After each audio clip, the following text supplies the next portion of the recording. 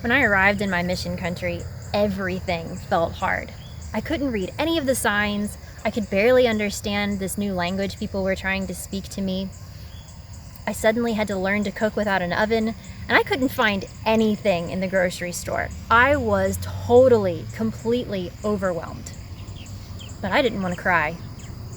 I thought I needed to be brave, and I thought I needed to be perfect.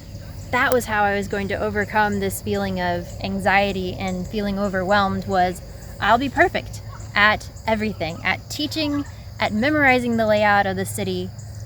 That's what I thought was going to help me with feeling overwhelmed. And then, about 2 months into our time on mission, I got the flu. I was supposed to go out of town with my husband. I was too sick to go, but well enough to stay at home. So he went, and I stayed at home for about 3 full days. And it was in my tiny apartment in the middle of winter that I finally had the time and the space and gave myself permission to cry. And it wasn't the failure I thought it was going to be. It didn't last forever. And what I never expected was at the bottom of that crying, I was finally able to get close enough to my emotions to discover my deepest inner truth. And it didn't suddenly give me all the answers. It gave me a new beginning. In trying not to cry, I thought I had been protecting myself, but really, I was closing my heart to everything around me. I was so scared of anything scary touching my wounded heart that I thought I had to stay closed off from it. I was afraid it was going to knock me over and I wouldn't be able to get back up. But after I finally felt how I was feeling, after I finally cried, I realized it's okay if I get knocked over. I'm going to learn and grow and form relationships, and that's going to be messy. And whatever comes, I can feel it, I can cry, and I can come out the other side stronger and more resilient, with my heart even more open than it was before. I never realized the clarity I would gain through this experience, and I'm so thankful that it helped me discover what all of this journey was meaning to me.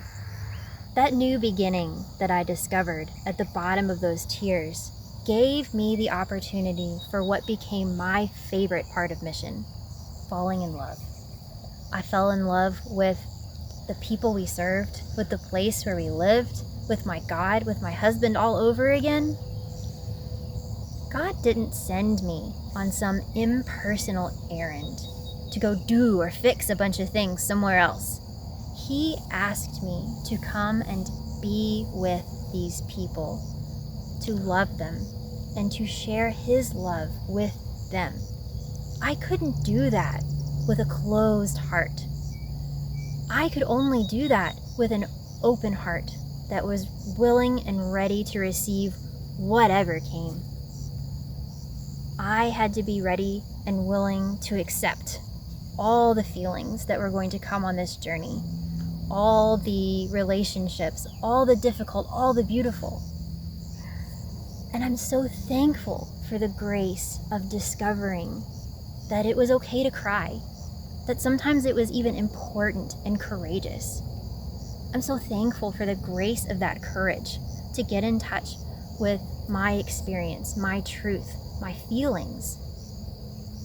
And it blessed me immeasurably. And most of all, what I am most deeply grateful for is that courage gave me the opportunity to love most deeply.